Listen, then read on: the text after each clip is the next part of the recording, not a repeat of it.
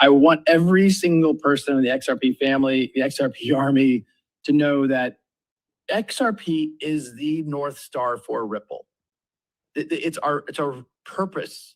When we think about what we're doing on Ripple payments or Ripple Prime or Ripple Treasury or custody or RLUSD, this is all focused on how we can drive utility, trust, and velocity or liquidity around XRP and the XRP ledger.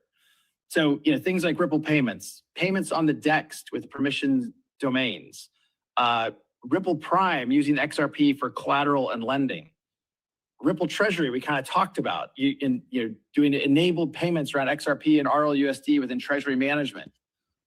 These are all examples of where we are going to continue to make sure, as we think about Ripple as a platform company for financial infrastructure, that XRP is at the heartbeat of that. You'll hear more about this, some of those specifics from Monica Long, our president at Ripple, later today.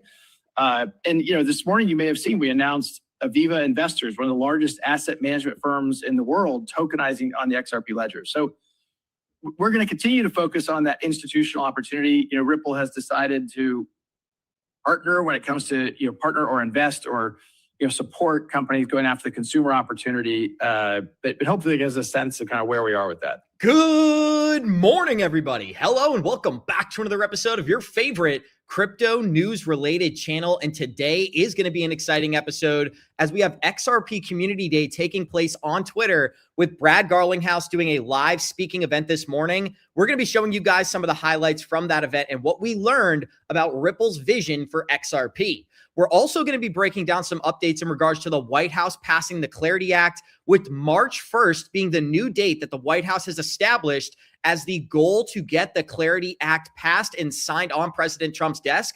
Now, what was really interesting is that Brad Garlinghouse said he gives it a 75% chance that Clarity Act is signed into law in April of 2026. That's only a couple of months away, and it would be perfectly fitting to see everybody leaving this market, regulation come in, institutions back up the Brinks truck, and within 6 to 8 months, this is a completely different market than it is today. But we already have nearly 700 live listeners here joining us, guys.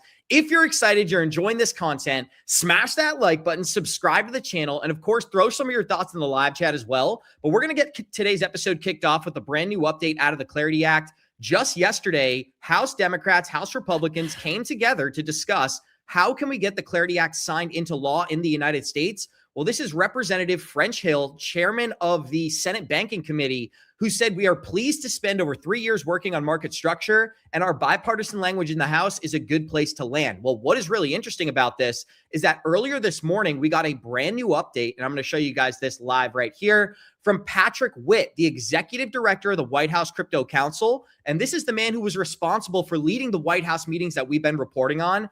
A big thanks to yesterday's participants from crypto and the banking industry. We are going to get this done. Tweeted out at 11:11 a.m. on February 11th. A lot of 11s there, guys. But I want to hear from you. One's in chat if you believe the Clarity Act is signed into law in 2026. Two's in chat if you think that does not occur. We're also going to be breaking down how Ripple's CEO during the live event this morning predicted the company Ripple could be $1 trillion company by the year 2030. Well, if that's the case, you can only imagine what that would mean for the XRP ledger and the value of our favorite digital asset here this morning. But with that being said, guys, massive thank you to everybody who's showing up to the market this morning. I just want to give you a quick market update, run through some of the prices.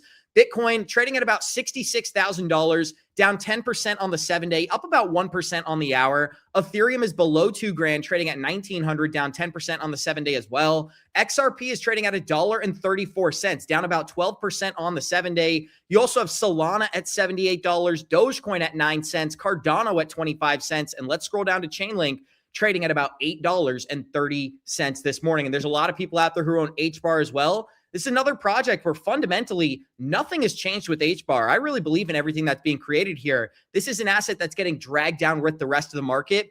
Could be a great time to double down and get lower entries, guys. But with that being said, let's start off with the brand new updates that we have in regards to the White House Clarity Act update. Like I stated, March 1st, 2026 is the new date that was established to get the Clarity Act approved. If we can get that signed on President Trump's desk by the end of April, that could dramatically change the momentum of this space. And I think a lot of people who are overly pessimistic right now, we got to be, how do I say this? We got to be very like understanding of why people are frustrated, and rightfully so, right? Digital assets have dramatically underperformed over the past year. Everybody thought 2025, we were going to get this euphoric bull market. It didn't happen. Bitcoin barely created a brand new all-time high, reached 126,000. And then here we are 4 months later, down over 50% on the Bitcoin price chart. People are justified to be frustrated. There's a lot of people rage quitting, as they're saying in chat. But the thing is, guys, there's a lot of negativity in the air as well. When you think about the emails that were released, the nefarious people who were connected to the inception of digital assets, we got to be patient. We got to have, a sense of understanding with these people. And that's just kind of where my head is at. The allegations out there of me being paid by Ripple. Listen, if I'm getting paid by Ripple, your boy doesn't know about it. I'll tell you that much. Never been paid by Ripple, never talked to a Ripple representative, wasn't even allowed to go to the Ripple Swell event. They denied my application last year. So I just want to dispel those rumors. If you're new to the program, I'm just a regular guy talking about crypto on the internet. And thankfully, there's thousands of people out there who are interested in the same topics that I am. But let's start breaking down the new topics today, guys. White House hosted its second high-level meeting between crypto companies and banks. Here's the latest information out of that meeting. Well, we were so pleased to spend basically 3.5 years working on a market structure bill in the House. Excuse me. And we got a strong bipartisan vote last July, 78 Democrats, on the language in our Clarity Act in the House that dealt with both the stablecoin yield issue as well as decentralized finance, DeFi, basic protocols and principles. And we were able to keep a strong bipartisan approach there. And Senator Scott and Senator Bozeman on the Senate Ag Committee both have been working through that draft, listening to new ideas from senators all fall.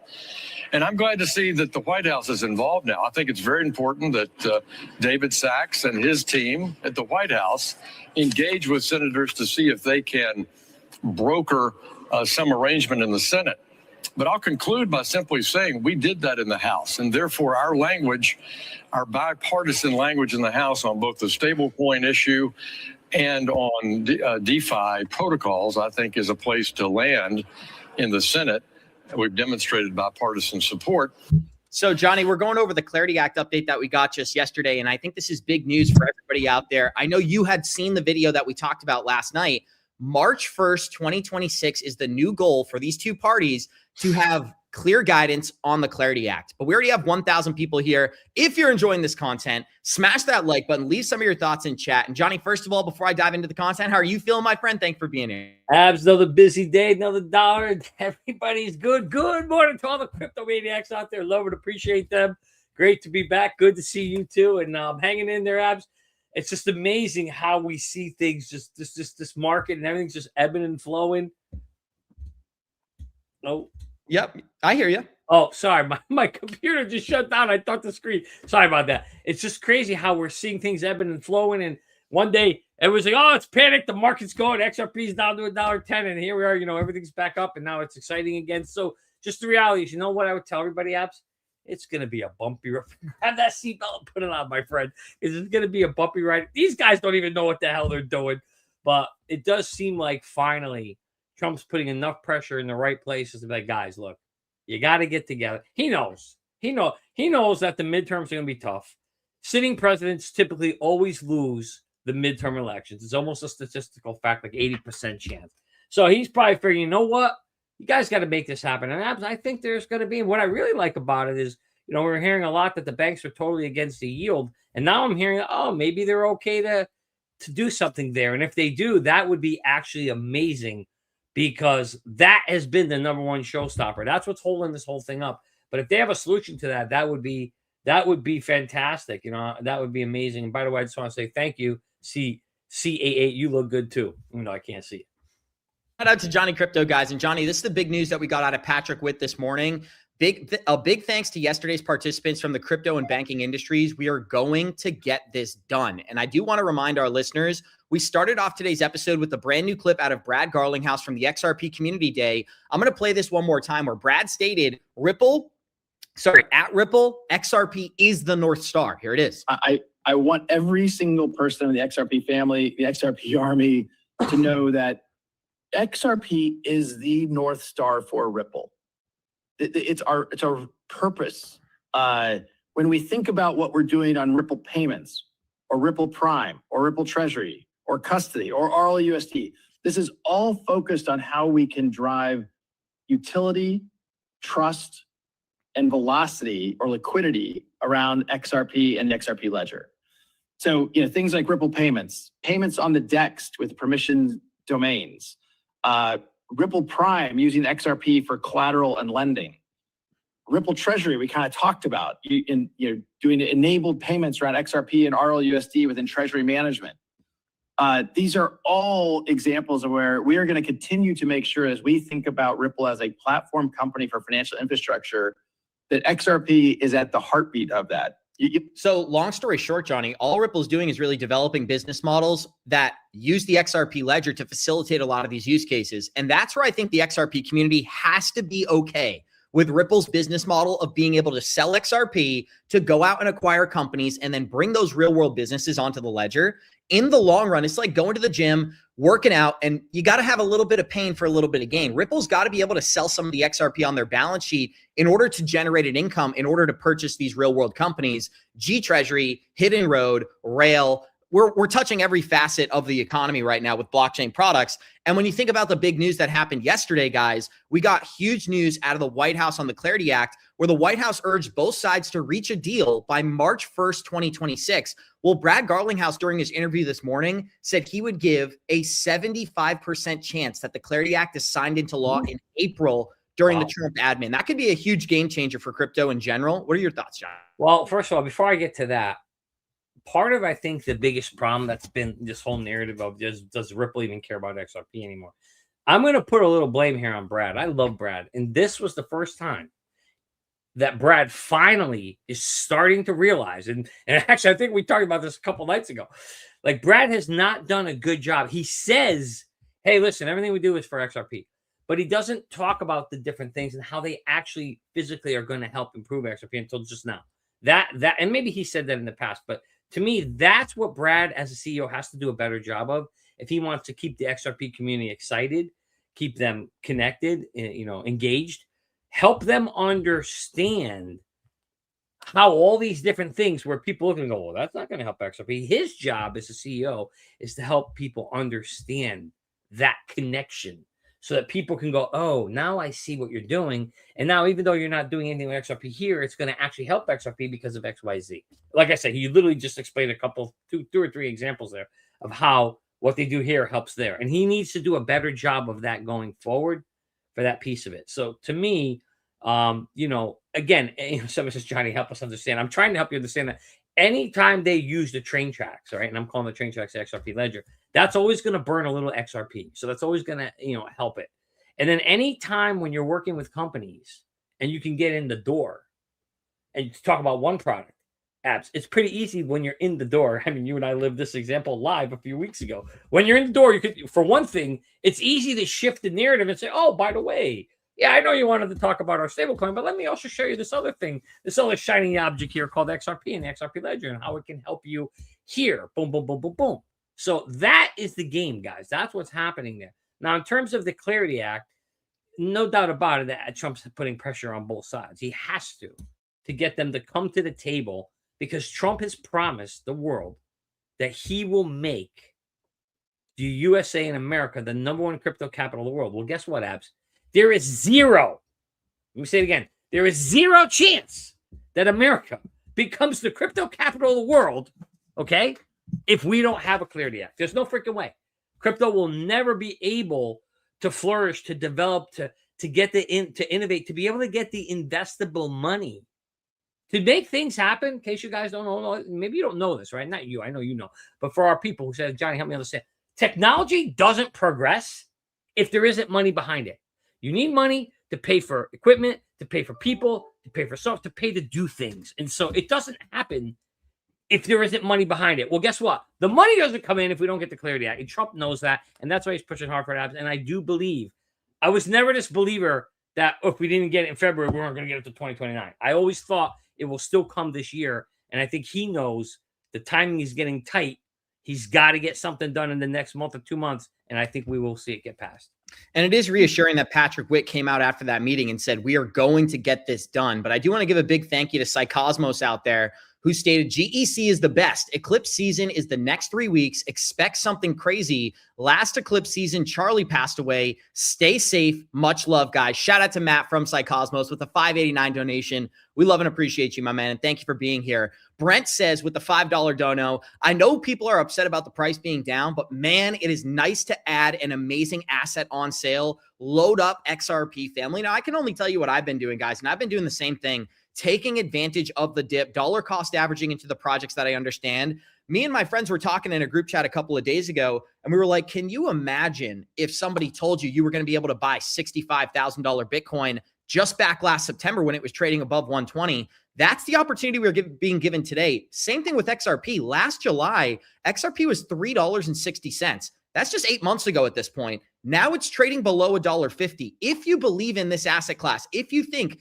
that the XRP ledger is here to stay and you see all the amazing developments happening, like another thing we're going to cover later on in today's episode, we had one of the largest investor funds in Europe, $220 billion, begin tokenizing products on the XRP ledger in collaboration with Ripple. That's what we're going to discuss next. But I got to play an update for you guys in regards to the Clarity Act, because I think you're going to appreciate this narrative. A lot of people have been saying XRP doesn't need the Clarity Act in order to have these massive price runs. And I agree with that. But I think best case scenario for XRP is that the Clarity Act's approved, banks step in developing real world use cases. And from that point forward, it's companies like Bank of America that are leveraging crypto products without telling their clients, right? Tokenized deposits, debit card transactions, credit on the ledger. All of these things are now applicable through the permission domains and the DEX that I broke down earlier this week. So I'm going to start talking about that right here. But this is why the Clarity Act is important for banks and why it could impact XRP. Here it is. Once the Clarity Act becomes law, your bank offers crypto, not a separate app, not a sketchy exchange, your Chase app, your Bank of America app, your Wells Fargo app. They add a digital assets tab right next to your checking account. Sachs said this explicitly. Banks are waiting on the sidelines because regulatory uncertainty. The Clarity Act removes that uncertainty. Your grandmother isn't buying Bitcoin on Binance, guys. She might buy it through her Chase app if it's just another button in online banking. And guys, banks have been preparing for this for years. We covered this back in 2017 and 18. And what else, guys? Well, financial advisors can actually recommend crypto. Right now, if your wealth manager tells you to buy Bitcoin and something goes wrong, they're exposed to massive liability because there's no clear regulatory framework. There you have it, guys. So what is this going to do? Allows banks to use the technology and allows financial advisors to not be liable for telling people, buy some Bitcoin, buy some XRP. And that's what these index and ETFs are all about too, Johnny. But I want to play one more clip that I think is going to provide some context to where we are in the market today. Now, this got a lot of attention last night. It said this Luke Belmar clip has been going around this morning. Luke says that XRP made people money, but banks probably won't use older rails, and points to newer tech like Katana. I'm going to start breaking down why I believe this is incorrect, but this clip got a lot of attention, so it's worthy of playing here, guys. We do have 1,500 live listeners watching, over 1,000 watching on YouTube. If you're enjoying this content, smash that like button, subscribe to the channel. The goal for today, can we pass 500 likes on the episode? We are already at 321. So shout out to you guys for being the best in the game. Here's the brand new clip. I've been buying XRP since 13 cents, right? So I saw XRP go from 13 cents to 350. I saw it go from 350 back down to 25 cents and from 25 cents back to all-time highs. Like, I'm not saying you can't make money with it. What I'm saying is I don't think that what they're selling people, which is the idea of becoming the chain for the banks, is going to work. There's other people competing. There's other chains competing. There's other businesses competing for the same desire to replace Swift. There's other chains that are ready with better tech that aren't fucking 15 years old, that aren't 10 years old, that are literally supersonic speed, compliant, regulated, traced. Would Ethereum be an example of that? Kita, okay. Ethereum is not, so there's different blockchains for different purposes. Ethereum operates as like the decentralized application layer of the internet. So whether you want to do financial remittance, build robots on it, whatever, that's Ethereum is supposed to act as that layer. Bitcoin is supposed to act as a store of value. You have different chains like Solana. Solana is what we call the internet of capital markets. right? Which is everything that takes place, whether it's meme coins, NFTs, whatever it is, everything that's fast-paced trading takes place on Solana. Now, when it comes to banking isn't going to operate on the same chains that retail operates on, right? So I'm looking for where's the liquidity for all of the sectors, real world assets, stable coins, speculation, banking. With banking, XRP is not going to succeed. It'll be Kita. Absolutely. Guys, L's in chat if you disagree, W's in chat if you agree. But I do want to make a point here, Johnny. He talked about the XRP ledger technology being 15 years old and saying that's a bad thing. That's a good thing. That's exactly why I believe nobody will be able to catch up to what Ripple has developed with the XRP ledger. 15-year track record, 12 years publicly working with the World Economic Forum, 12 years publicly working with the IMF. They're now part of the banking consortium. You're seeing the Ripple developments come in day by day, whether it's the big partnerships, the tokenizing of assets, the fact that he was sitting there at the World Economic Forum talking with Brad Garlinghouse and BlackRock was also attending that event. There's so many close ties to Ripple in the banking system that some project like Katana, right? Let's just go with the example that he gave. It may have the scaling capabilities. It may even be better technology. But guess what? This game isn't about what you know. It's not all about technology. It's about who you know. And that's why Ethereum is number 2 in the digital asset space today. It's not that Ethereum's the best tech. It's that Ethereum got a free pass inside of America, and it was also established behind the scenes as being the financial layer for the future of this technology, right? So it's all narrative driven. It's all connection driven. And so I don't think it really comes down to the scaling capabilities of Katana that are going to define the global banking system over the next 2 decades. I think it's going to be about who controls the system, who are they working with, and what blockchains do they begin tokenizing these assets on, right? Because we're starting to see it right now, guys. And I'm going to get into it during the next topic. But Johnny, any thoughts on this one? I mean, you pretty much nailed it on the head. I was really going to say the same thing, Abs. At the end of the day, this is not about the best technology. I hate to say it. I mean, listen, XRP is an older technology. I'm not saying it isn't good, and there will be newer technologies that are better, but you gave the perfect thing. Look at Ethereum, right? Ethereum is not the best smart contract technology out there, and it's going to get outdated even more and more as we move forward in time, and new projects like Solana, Cardano, anything that comes after it is naturally going to be better than what was developed before it. That's just the natural thing, the way technology works. But that's not what wins. You actually said what wins, and it's what I say all the time. It's not what you know, it's who you know. It's the relationships you build. It's the players that are invested, that have skin in the game, the decision makers, the ones that get to make the calls are going to be the ones that are going to make the calls. And they don't care, whether it's the best technology or not. They care about, and I think he actually called it Keto. Keto or Keto is what he kept saying. I don't know the stock symbol or ticker symbol of it, but what the hell's Keto? And who are the connections? Who's running it? You think the central banks are going to rely on a foundation? The technology that's built by a foundation? I'd be surprised on that. So I don't know much about it, so I'm not going to sit here and say it doesn't have any validation. But the point is, you need relationships for this to happen. And it just feels like, Ripple has those. Obviously, Ethereum has those connections. We know Solana's got something going on there. There are certain technologies that are just going to kind of already get an advantage. And I would see XRP as one of those technologies that has that advantage. And then you have, in addition to that, you have, just a very, very super smart senior leadership team and not a foundation that's driving business. And on top of that, thank you, sir. Then on top of that, they're well capitalized. They're sitting on so many billions of dollars, and they're sitting on a time bomb, like a ticking time bomb that's good in their way. Another 40 billion or 38 billion XRP in escrow. That's valuation is based on the price of a moving asset. It's not like those things are sitting there and they're in a stable coin where they can't go up in value, right? So Brad has every reason and fully incentivized to drive up the price of XRP apps, because as he drives that up, he drives the valuation of his company up. And that puts them in a better position, I think, to win with the big players. And that's why that initial clip we started off the episode with is so important, Johnny, because think about what Brad said. He goes, the most profitable route for the company Ripple is the success of XRP. The way that Ripple could maximize what they're able to do as a company is if they expand the XRP ledger to the fullest capabilities. And so everybody who's not seeing that vision has somewhat lost the plot because of price action. I think if you understand where this market is headed, you see that vision just like we do. There's thousands of people in the chat who see that same vision. But I want to play some highlights from what Brad Garlinghouse had to say during the XRP community event today. Massive thank you guys. We passed 400 likes on the episode. Shout out to you guys for being the best community in all of crypto. If you're enjoying this content, smash the like. Here's what Brad Garlinghouse had to say about the collapse in crypto prices and how that's impacting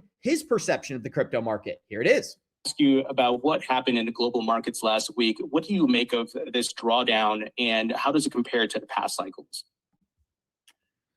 That's an important question. And look, I as I tweeted out kind of in the middle of it, whenever I see people being exceptionally fearful, I feel greedy. Whenever I see people being really greedy, I feel fearful. But last week was a bloodbath. And, certainly markets have stabilized and now recovering to some degree. I do want to zoom out a little bit and put this into context. Look, there are a lot of smart people, many of them on Twitter. Silver and gold were down, I don't know, somewhere between 12 and around 15%, as a sell-off. Certainly, crypto this year has tracked some of the U.S. equity markets around software and particularly some of the AI stuff. And then if you zoom out kind of to your question, the drawdown is comparable to the 22 bear cycle, but it's actually done better than that. BTC ended down 48% versus 77% in the 22 bear cycle. And look, XRP this year is the best of the major cryptos. It's other than Bitcoin, it's the best performing kind of year to date. The other thing I'll point out is that since the Trump election, XRP is by far the best performing of the major crypto assets, up about 170%. Bitcoin's basically flat since the Trump election. So, I do, as frustrating as that bloodbath was and kind of continues to be to some degree, I think it's important to zoom out and, look at the broader landscape as well. Yeah, absolutely. Well said. And markets are cyclical. We've seen this many times in this asset class, and it's the same for the stock market and other asset classes as well. But Brad, on that note, you joined Ripple in 2015, and a lot has changed since then. We've seen certainly some arduous pain points, within the crypto industry, especially under the Gensler regime. But how do you feel about the growth the industry has seen over time? I think that kind of gets to the zoom out point. And, when I joined in 2015, I first got involved in crypto in 2012 and, got obviously more involved when I joined Ripple in 2015. And again, that was, although it's been 10 years, in the grand scheme of things, 10 years really isn't that long when you think about money, when you think about currency, when you think about financial infrastructure, 10 years actually isn't that long. And honestly, had you told me 10 years ago when I joined Ripple that, we would be having these crypto conversations on a global stage, on certainly a national stage, that you literally see Congress actively debating, as I think has been well covered. There was a meeting at the White House yesterday where Stu Alderodi, our chief legal officer, represented Team Ripple. Those are things I definitely would not have predicted 10 years ago. So now we've got a long way to go, and I certainly don't want to gloss over that. But these are massive markets, and the opportunity to rewire, accelerate, and make the financial infrastructure more efficient is, I think, truly profound. Couple of things in those two takeaways, Johnny. First of all, he talked about the Clarity Act and how that's going to provide a pivotal point for adoption here. But the second thing, when he talked about the big pullback that we're going through on the crypto prices, did you notice that he correlated what we're in right now to the bottom of the 2022 bear market? He goes, back in 2022, Bitcoin went down 77%, but here we are down 48% at what he was calling the bottom of the bear market.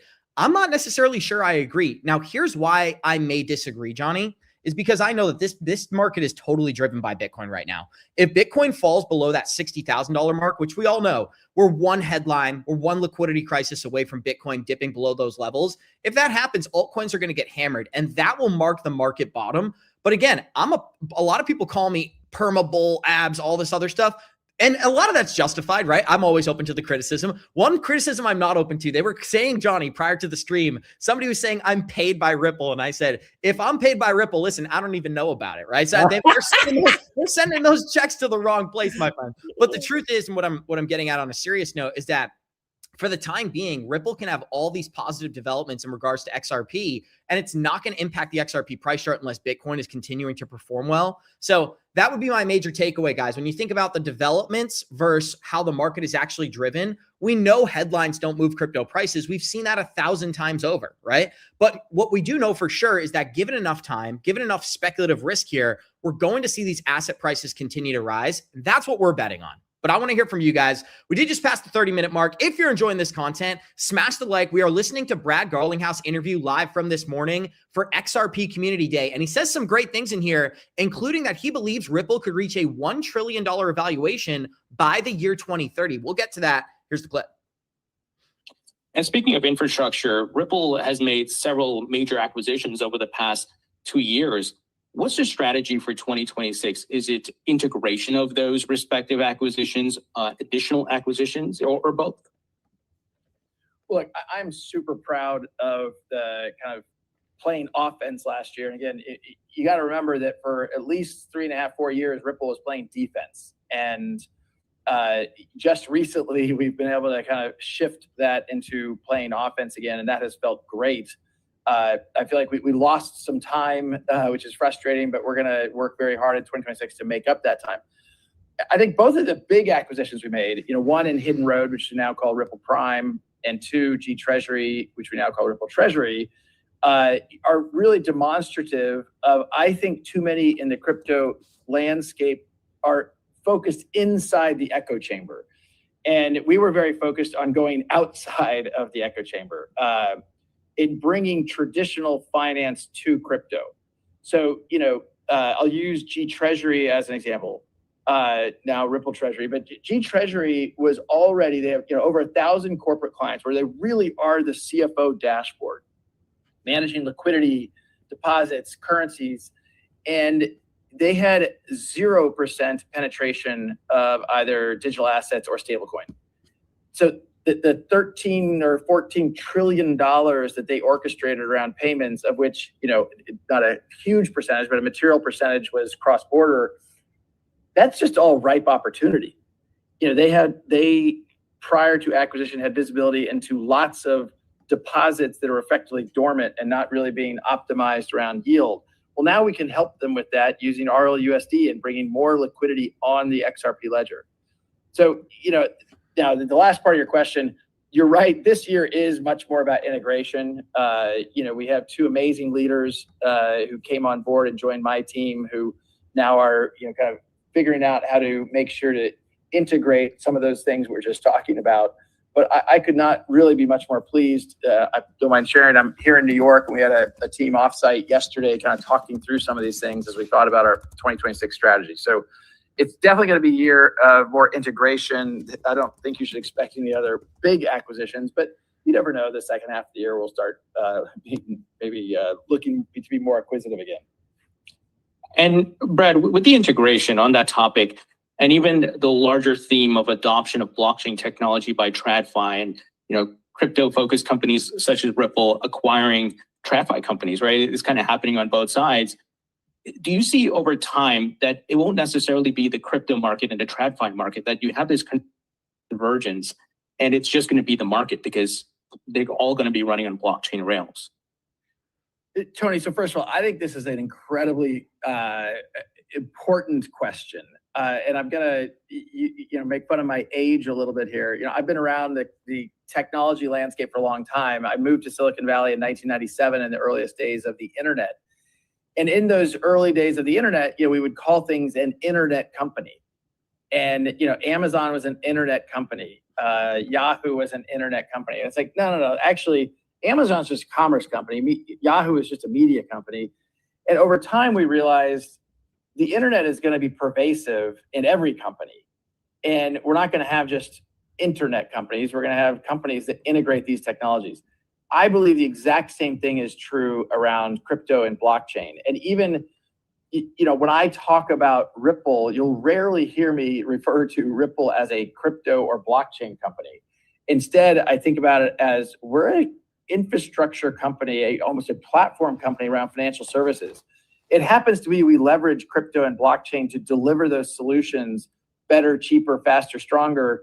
But I don't think in the years ahead we'll talk about these companies as crypto first. And I think, frankly, companies who do that are going to miss the bigger opportunity.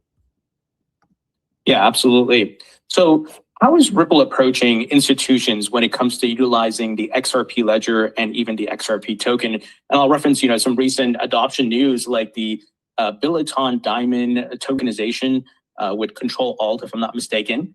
But how are you approaching these institutions? So first of all, I've said this now a few times on Twitter, but I want to say it here for this community in my own voice. It may not always be obvious. I want every single person in the XRP family, the XRP army, to know that XRP is the North Star for Ripple. It's our purpose. When we think about what we're doing on Ripple payments or Ripple Prime or Ripple Treasury or custody or RLUSD, this is all focused on how we can drive utility, trust, and velocity or liquidity around XRP and the XRP ledger. Johnny, I found it really interesting that he said it's our purpose. Do you have any thoughts on this one? Yeah, I was trying to tell you, at the end of the day, he knows that the whole valuation of their company up until now they bought other companies, so the valuation model is going to change a bit. But up until now, the whole valuation of their company existed primarily on the price of XRP. And it still does, as we talked about earlier in the show, because they own 40 billion XRP. So they are highly incentivized to the price of XRP. And when you talked about Ripple Prime and the stable coin and the XRP ledger, he's trying to say to you guys, look, man, we understand that the value of our company is going to be driven on XRP. So we're going to center everything we do, every effort is ultimately going to try to drive more valuation to XRP in the long run. Now, it's not always going to, and they're not always going to sign deals that are going to, get people to use it, but they can. The cool thing here about this is they can develop technologies that basically leverage the XRP ledger. So they can literally, almost what they did, self-fund themselves and what's the word I'm looking for? When you kind of create your own self-adoption. They're literally creating products that people can use or buy companies that they're going to implement those products in. So they'll get used, and they'll be the base underlying rails for that could be their XRP ledger, which drives XRP demand. So you could see that's what he's doing. They're very smart. That's what I said. I love the fact that I would be very worried if Ripple had a different senior leadership team, or if they were a foundation. I would have less confidence in XRP. But because I know exactly how Brad's thinking, being a CEO myself, I get it, right? So I think he's spot on where he wants to go with it, and he's literally keeps saying it's at the center core of everything they do. Now, what he hasn't done a good job of until that video or that message was start telling people more about how they're all tied in together, how they're connected, how to feed together. If I was the CEO and I were him, I would be talking more about that. And I think you're probably going to start to see him talk. But he's so right. I remember in 97, 98, all anybody talked about, any company that was made apps or kind of was in that whole bull run area, it was just you're an internet company. It was all branded under one big thing. You're all internet companies. And I see the same thing happening with crypto. Like it was, Cardano's a crypto. Ethereum's a crypto. No, they're not, right? One is those two are both smart contracts. And then you've got payment systems. You've got different segments and categories that's going to come out of this whole entire crypto space or blockchain or digital asset world that we're seeing invented in front of us. Not every single thing. Yeah, will they all use digital assets? Yeah, but they'll service different purposes. And guys, I want to hear from you. Do you believe we're in a bull market, or are we in a bear market? One's in chat for a bull run, two's in chat for a bear market. Now, I found this really interesting that Brad Garlinghouse said in this interview, he thinks we're at the bottom of a bear market right now, very similar to where we were after the FTX collapse in 2022. but I am going to start breaking down a couple of other interesting topics. We are listening to Brad Garlinghouse talk at the XRP community event earlier this morning, and he just referenced XRP is their North Star. He's now going to get into the fact that Ripple could be a $1 trillion company by the year 2030. I do just want to give a massive thank you and shout out. We passed our goal for 500 likes. We're at 544 likes on today's episode. Can we reach 589? I know it's possible, my friends. And I want to give a big thank you to Joseph Ray as well. He said, great interview with Keith Diabs. Enjoyed your insights. Grateful to have found your channel. Thank you to you, Joseph, the official surfer of the GEC community. We appreciate you, my friend. You're here every day, engaging, throwing comments in chat. And that's all we really ask for, guys. If you guys enjoy yourself, you come in, you chat, you're a part of our community. We are greatly appreciative of each and every single one of you. So shout out to you guys, the best in the game. Let's listen to what Brad Garlinghouse had to say, and then we'll discuss it. Here it is. So, things like Ripple payments on the DEX with permission domains, Ripple Prime using XRP for collateral and lending, Ripple Treasury we kind of talked about, doing enabled payments around XRP and RLUSD within Treasury management. These are all examples of where we are going to continue to make sure, as we think about Ripple as a platform company for financial infrastructure, that XRP is at the heartbeat of that. You'll hear more about this, some of those specifics from Monica Long, our president at Ripple, later today. This morning you may have seen we announced Aviva Investors, one of the largest asset management firms in the world, tokenizing on the XRP ledger. So we're going to continue to focus on that institutional opportunity. Ripple has decided to partner when it comes to partner or invest or support companies going after the consumer opportunity. But hopefully it gives a sense of kind of where we are with that. And the OCC recently granted Ripple conditional approval for a banking license. What does this enable Ripple to do today, and what changes once the conditional provisions are removed?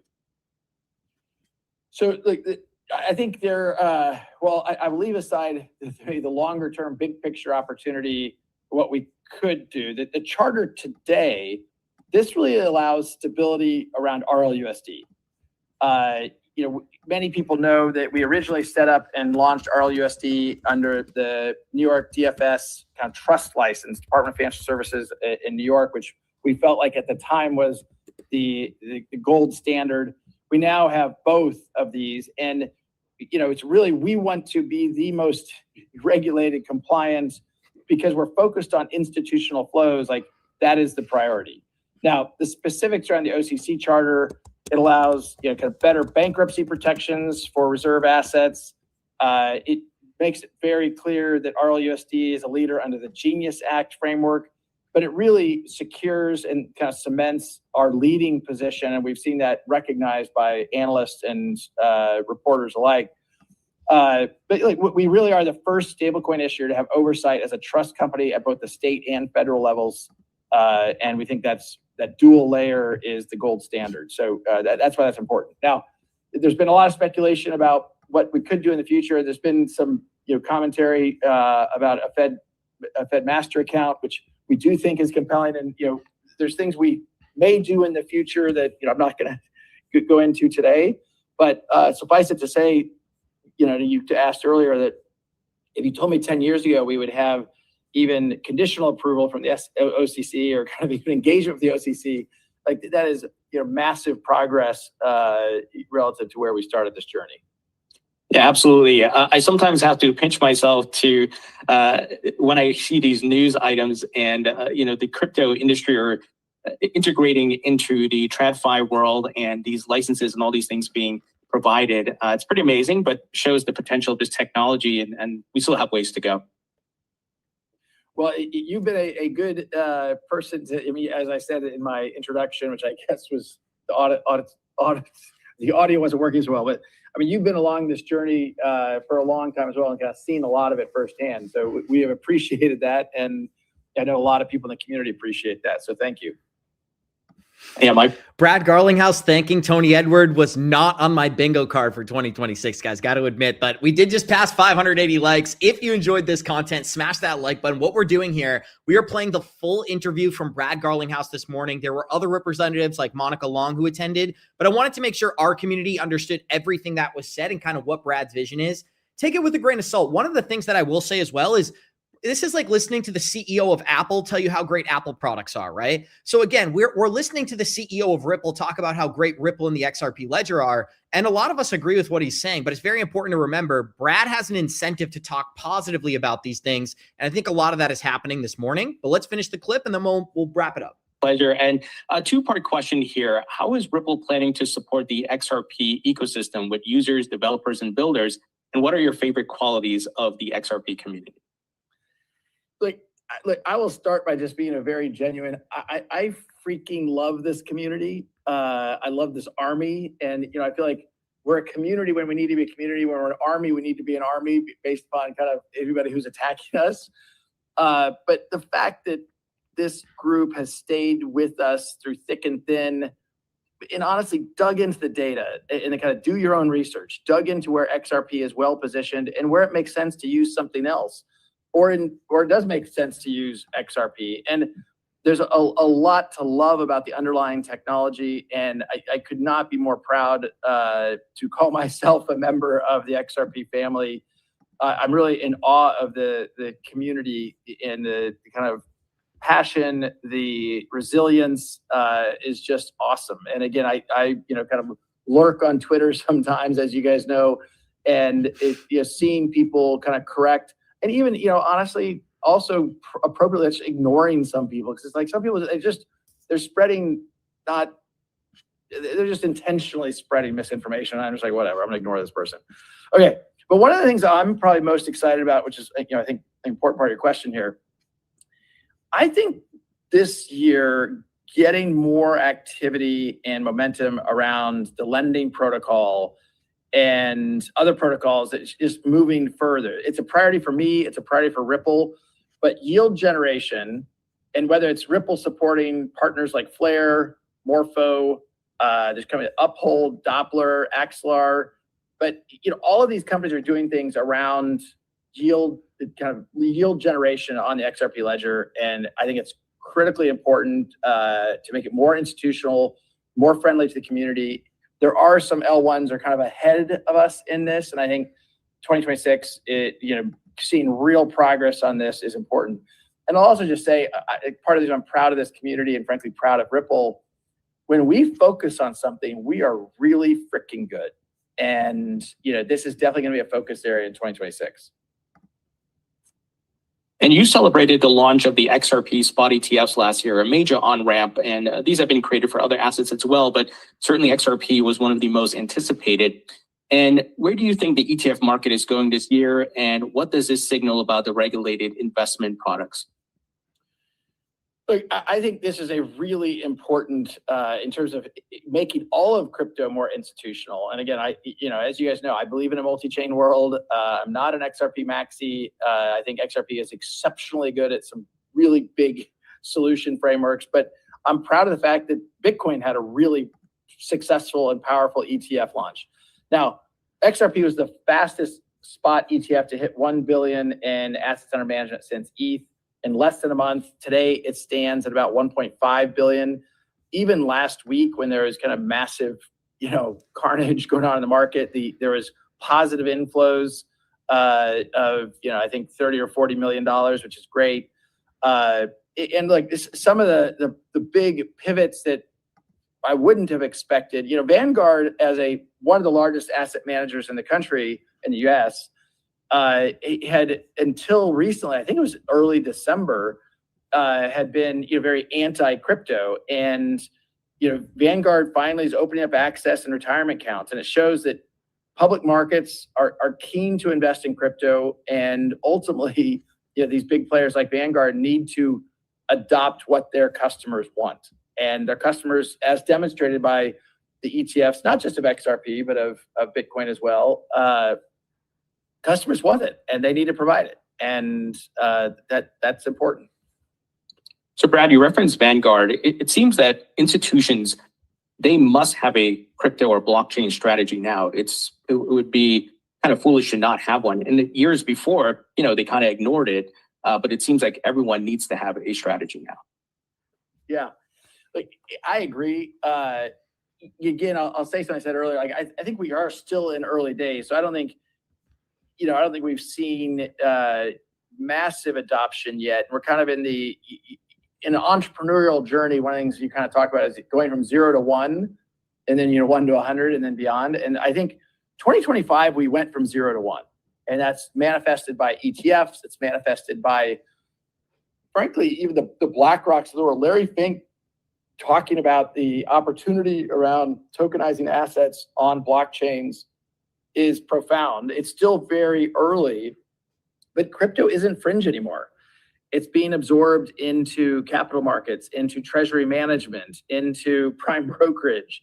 And I think institutions are no longer just exploring blockchain just for crypto exposure. It's for settlement efficiency, for cross-border liquidity. And when you underlay all of that with the improving picture around regulatory clarity, you add all those different pieces together. And honestly, Tony, it's a conundrum that you're seeing the crypto markets struggle over the last 3 or 4 months. I'm incredibly optimistic about what's ahead in 2026. I look forward to the reality I just talked through, catching up with the crypto markets and how crypto assets are priced. And one of the catalysts that could boost further adoption is the Clarity Act passing. Do you see that passing this year, and what impact may it have? Tony, look, I'm an entrepreneur, and so people accuse me of always being optimistic, and so I'm guilty as charged. Now, that being said, I have been very close to this. Ripple has been very close to this. As I mentioned earlier, our chief legal officer was at the White House yesterday. You saw some coverage about that. You have this White House pushing hard to get that moving again. Frankly, I was disappointed and frustrated that it stalled. When the chairman of the banking committee, Tim Scott, kind of paused, if you will. I do think it's going to get moving again here shortly. I think there was some very constructive conversation yesterday at the White House on how to bridge the gap between what some of the banks are feeling and what the crypto community. But look, what the markup that Senator Scott was going to bring had overwhelming support from the crypto community and support around banking. And so I think we're going to get it back on track. I'll give it 75% that by the end of April, this is not just back on track, but very close to getting signed. That's massive, guys. Back on track by the end of April. And this is something that we've been keeping a very close eye on this channel for that reason. The second that clarity is here to stay, the second we have regulation for digital assets, we know it's about which of these products is going to be most successful, and big companies are going to start placing those bets in 2026. But we did already pass 630 likes on today's episode. Massive thank you and shout out to you guys. We are 52 minutes into the show. We're doing a little bit of overtime for the Brad Garlinghouse interview this morning, guys. So we are going to break that down. This is coming to a close, but I did want to make sure we played every single segment from this interview. One's in chat if you believe Brad is correct. Two's in chat if you think clarity is not going to happen. Let's finish out the interview and we'll wrap up today's episode. Final question here, Brad, as we wrap up. Where do you see Ripple in 2030? Ooh, wow, 2030. Well, so first of all, that's only 4 years from now. That used to feel so far away, and now it's pretty close. I think Ripple will continue to grow as a platform company for financial infrastructure that permeates, it brings XRP and the XRP ledger into all of our use cases and continues to drive that trust, that utility and liquidity in XRP. But look, the thing I will emphasize, of course, we want Ripple to be successful within XRP. I want to keep reminding people, Ripple's reason for existence is driving success around XRP and the XRP ecosystem. We will continue to build products and services that customers love and will pay for to make Ripple successful, but it's in service of the overall XRP ecosystem, and we'll champion technology improvements around XRP as we have, but also champion other use cases and investments that we think will help achieve that. So, look, I think there's a chance there will be a $1 trillion crypto company. I don't doubt that for a second. I think Ripple has the opportunity if we do things well in partnership with the overall XRP ecosystem to be that company, and maybe there'll be more than one. Exciting times are ahead. Brad, I was told you had an announcement. And then he goes on to kind of launch the merch that they had talked about earlier this morning, guys. But I did think that was a really interesting interview. And I think Tony did a phenomenal job. So shout out to Tony Edward for doing a great interview with Brad.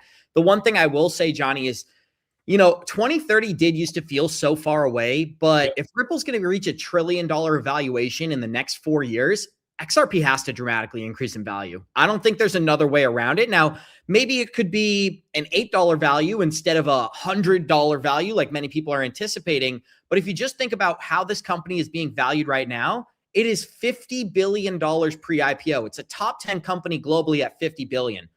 Well, if they're going to 10x in value over the next 4 years, something's got to happen to their balance sheet.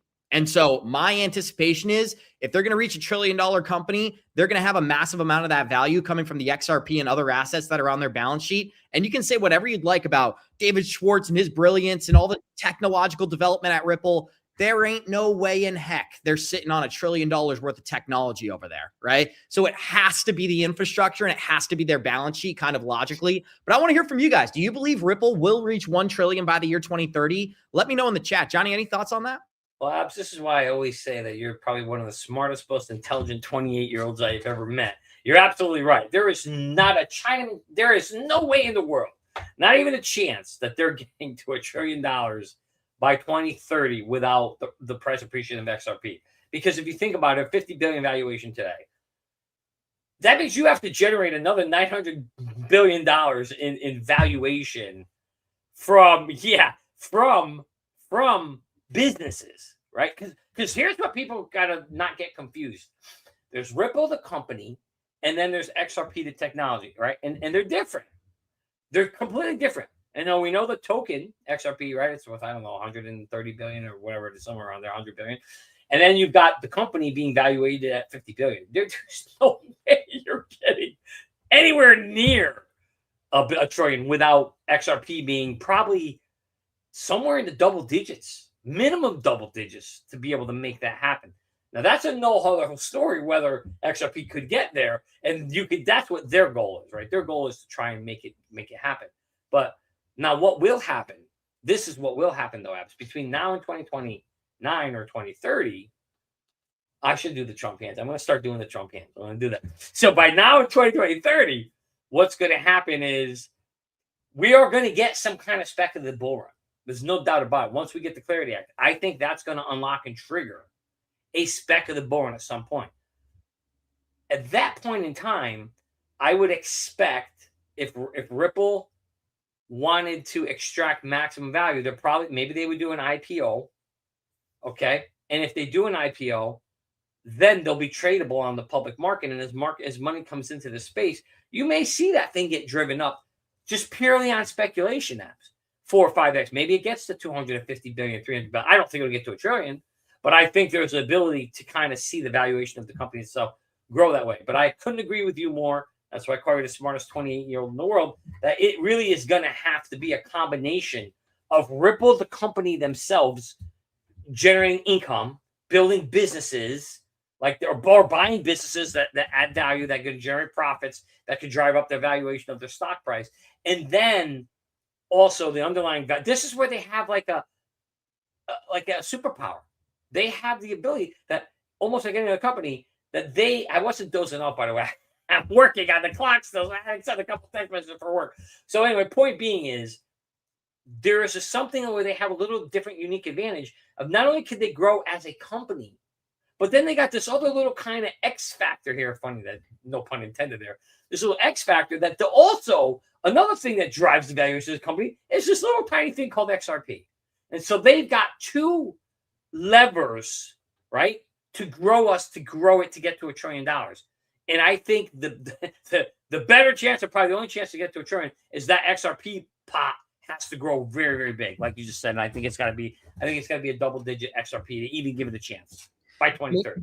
And you know what's good, guys, that we know Ripple is a huge balance sheet in order to keep acquiring companies out there. And I think we're going to see a lot of that towards the back end of 2026. Now, what's also important to note is that when you think about the XRP infrastructure and a lot of the things that we focus on, most of these use cases aren't being tapped into right now. So Ripple is sitting at a $50 billion valuation. I think this was a great comment here. If a $1.50 XRP is a $50 billion valuation, then a $15 XRP would be about 500 billion. I think that's some great back of the napkin math, just like rough estimates there. So thank you for that comment there. Where I would say, just let me check, Abs. What I would say, just to caution on this, is it's the $50 billion valuation. That assumes it's 100% on XRP and nothing else. And that's what's not true, right? They actually are buying businesses. So their $50 billion valuation is on the future valuation of what those businesses can produce and what the technology they have can produce. XRP is just a piece of that. So I would just caution people to think about that. Yeah.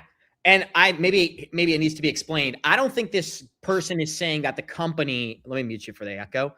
I don't think this person is saying that the company itself is worth $50 billion because of the $1.50 valuation. I think they're drawing the correlation between, okay, the private equity for Ripple is valued at 50 billion while the current price of XRP is $1.50. So because even if you just do the back of the napkin math, well, 50, they're sitting on, let's just round it up to 40 billion. 40 billion times $1.50 is about $60 billion. So that's even higher than the pre-IPO value that's being negotiated behind the scenes. So again, I think you make a great point where it's like, if Ripple's ever going to reach $1 trillion valuation, it has to be driven from their balance sheet. And it has to be driven from the fact that the XRP that they're sitting on is not only massively increased in value, but people would be placing bets that it's going to continue to increase in value. So it'd be like, maybe XRP is trading at $30, right? Which is roughly a $1 trillion valuation, according to the back of the napkin math we're using for the example. Well, that would mean that people are also speculating that it's going to reach 60 and it's going to reach 90 and it's going to reach 100. And that's a big portion that I think retail doesn't fully understand yet. When people are betting on Apple stock going up, that increases the price of the Apple stock. So it's a great example for crypto investors. If people think Bitcoin is going to go to 150 and it's trading at 60K, well, then people who are buying it at 60K are driving the price up, even though they don't intend to sell until 150. So that's kind of what we're witnessing with the XRP price chart, is that if we can continue to see developments around the ledger, then we're going to keep seeing people speculate that those ledger developments will increase the value in due time. And that's kind of what we're waiting for here as XRP community members. But we are over 1 hour into today's episode. If you had fun, you hung out with us for an hour today, smash that like button on the way out of here. We'll be back once again for a 5:30 p.m. update. We love you guys. We appreciate you all. And we'll see you in the next one. So if you're looking to implement the same strategies that we do here on Good Evening Crypto, I would encourage all of our listeners to click on the Merlin link below and sign up for ITrust Capital as well. Now, why are our listeners going to do this? By leveraging the Merlin application, you can create a profit plan for yourself so you know exactly where you're going to be exiting this market. But leveraging ITrust through a Roth IRA product, you can take advantage of tax-free crypto gains during this crypto bull market. So I would encourage everybody, click on the link down below, sign up for iTrust today, and take advantage of our $100 free sign-up bonus. Well, you don't know much about crypto. You know nothing about nothing. You fake news. But the challenge, as you know well, is the U.S. has had this very hostile. The Biden administration has been waging a war on crypto, and I think an unlawful war. Courts have agreed with us on that.